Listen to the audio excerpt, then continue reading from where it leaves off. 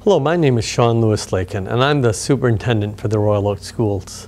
I appreciate your taking a few minutes to view this video that will help give you some background regarding the Building Site and Sinking Fund proposal that is on the November 6, 2012 election ballot.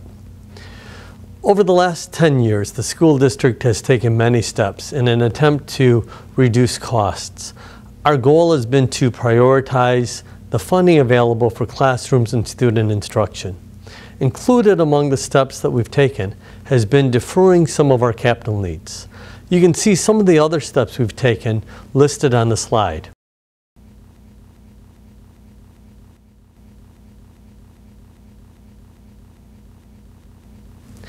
Over the last year, we've really focused our efforts on making sure we've done everything necessary before we come to the citizens and make a request for a building site and sinking fund. Those steps have included completing a capital needs assessment, looking at our building utilization, and updating our building plan. One of the things we wanted to make sure is that before we came to the community to request funding to maintain buildings, that we had a plan about how we were going to be using those buildings, and that plan was based upon solid data. And as you can see on the slide, some of the steps we've taken so that we're coming now to you with this building site and sinking fund proposal, but we're only doing so after we've done our due diligence to make sure that the buildings we're going to maintain are part of a long-term plan for the district. One of the things we did in the past year was undertake a capital needs assessment. In that capital needs assessment, we identified over $20 million worth of needs that currently exist around the district. Some of those needs were known back in 2003, 2005 when we last did a major capital effort. Some of those needs have developed since then. All of those needs need to be addressed over the next few years. But we don't want to address them all at once. We want to address them as part of a planned program for meeting needs on an ongoing basis. The largest single item of need we have is roof replacements. The district has over 870,000 square feet of roof. We also have needs like parking lots, security updates for the entrances to our buildings, technology infrastructure, heating and cooling systems, to name just a few of the critical areas we're seeking to address. When we talk about addressing capital needs, there's a couple of different strategies that school districts can use.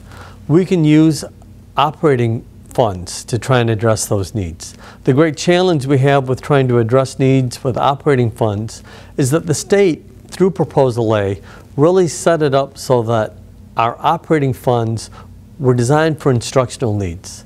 Talking to John Poppengeorge, he'll tell you that Proposal A was designed to deal with a rising economy for operational costs. It fails in meeting needs in a declining economy, and it fails in meeting needs for capital needs in a district. So while we could transfer from our operating budget to meet needs, that really takes money away from kids in the classroom. Property sales. People have talked to me about property sales and, Shawn, can't you sell property to meet those needs? We've been doing that, and we have properties currently under contract.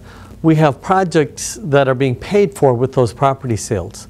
Most of those projects are projects that were identified back in 2005 as part of the right sizing of the district that occurred.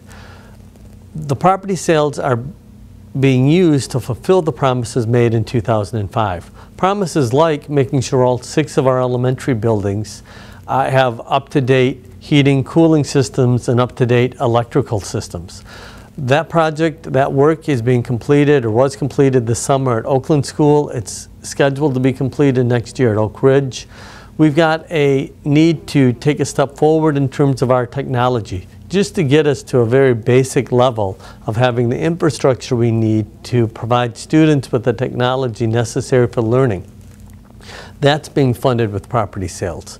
So the property sales are there, but they're committed to projects to which the board made a promise to the community in 2005. We're going to honor that promise with the property sales.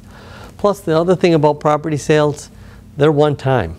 We need an ongoing mechanism for meeting these needs. Which brings us to the strategy we're talking about this fall and asking citizens to consider in November. And that is a sinking fund. The sinking fund proposal would be a 1 mil proposal. It would be for 10 years. What's unique about the position we're in as a district is that at the same time we're asking the community to approve the sinking fund proposal, we also have an opportunity to lower the debt millage. When the district approved taking on debt in 2005, it did so knowing that we would be paying down that debt. We're now at the point where the 4.71 mils that's levied on an annual basis to pay down debt can begin to be reduced. And we're scheduled to reduce that millage to 4.1 mils in 2013, which means if we add a mil in sinking fund, the net impact would only be 0.39 mils. A sinking fund is unique, and this community has not had a sinking fund before. In the past, there's been an accumulation of need, a crisis, and we've come to the community and asked the community to take on debt. A sinking fund recognizes that on an ongoing basis, there are capital needs, and it dedicates funds on an ongoing basis to meeting those needs. So there's no new debt involved. It is a pay-as-you-go program. It's restricted by state law. The funds can only be used for capital improvements. Here's the actual ballot language that will be on the ballot in November. And I want to make sure people have an opportunity to see this and review it. If you notice the section highlighted, this is clearly restricted by statute. The funds need to be maintained in a separate account. It is audited separately. It can only be used for the restricted purposes mentioned in the actual ballot proposal. This next slide shows you the impact of the sinking fund on school taxes that are levied locally. There's a couple of columns to the slide. The year, then you'll see the debt millage, and you can see where the debt millage has been at 4.71, but in 2013-2014 is scheduled to drop to 4.1. The BSSF is the Building Site and Sinking Fund, or the sinking fund proposal, which is what we're asking citizens to consider. Currently we have none, so it's 0. You can see that if this is approved in 2013-14, it goes up to 1.0 mils. The hold harmless millage is 3.02, and we anticipate that staying current, though it could fall. So a total that you see in that column, the second column from the right on your screen, you'll see that currently the total is 7.73. If this is approved, it would go up to 8.12, which would be an increase of 0.39 mils. But then if you look down that column, you'll see that the increase is really only for 4 years. That because the debt millage continues to decline, the taxes in 2017-2018 will actually be lower than they are currently, even if this is approved, because of the continuing decline in the debt millage. Another way to show you is this next slide, which shows you specifically what it would look like in the first year. Well, it depends upon the value of your home. Your home value, then you can see on the slide the assessed value, which typically is 1/2 of the sale of the 1/2 of the value of your home. Then you can see the first year annual impact, and finally the first year impact per week of the sinking fund proposal. If you notice that the second row is 137,420, that is the average value of a home in Royal Oak, according to the latest statistics. So it would cost the average homeowner $26.70 for the first year, or roughly 52 cents per week. So if this is approved, what does it look like? Where would it put us in terms of locally raised school taxes compared to other communities? This next slide shows you that comparison. The far right column is the total locally raised revenue for schools. The left column is the community. In talking with various community groups, some people have said, well, Shawn, could you show us that in a table? And that next slide is this viewed in a table. And again, you can see Royal Oak, we're at 7.73 now. If this is approved, in that initial year, it would be 8.12, and you can see how that stacks up versus other communities. But please do keep in mind, that's the first year impact. As we move forward and the debt millage continues to decline, our taxes will go down. Now, why are we bringing this proposal to the community? When I spoke about this proposal with the school board, I talked about the 3 R's.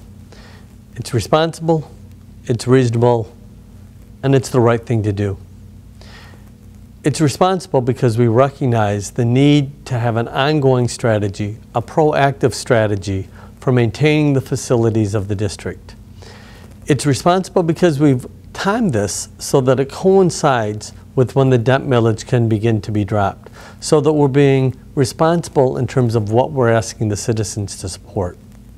And it's responsible because it involves a system that will avoid taking on new debt and that recognizes we have these needs, so let's be upfront about presenting them and asking the community to support them.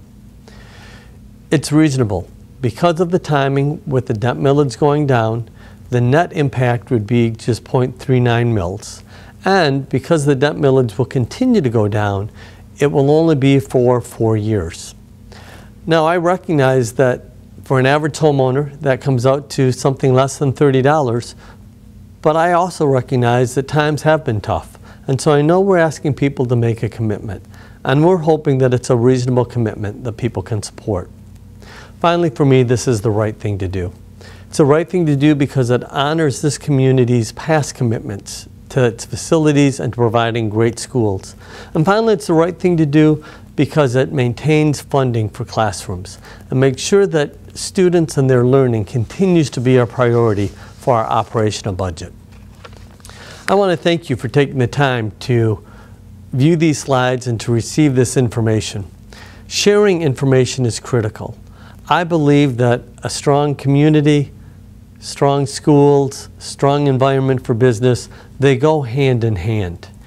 As you have opportunity, I invite you to share this information with others with whom you do business, others with whom you share connections as neighbors, as friends, as family. If you'd like more information, that information is available on our website, www.royaloakschools.com. You'll see a section on the homepage that talks about school news or news items. The top item is Sinking Fund. If you click on that link, you'll find additional resources. If you contact me by emailing me from the district homepage or by calling me, I will do my best to respond to your questions, and I'm available to meet with you or groups of which you may be a part, because we want to share this information because the vote on November 6th will be critical not just for our schools, but for the students we serve and the community we serve.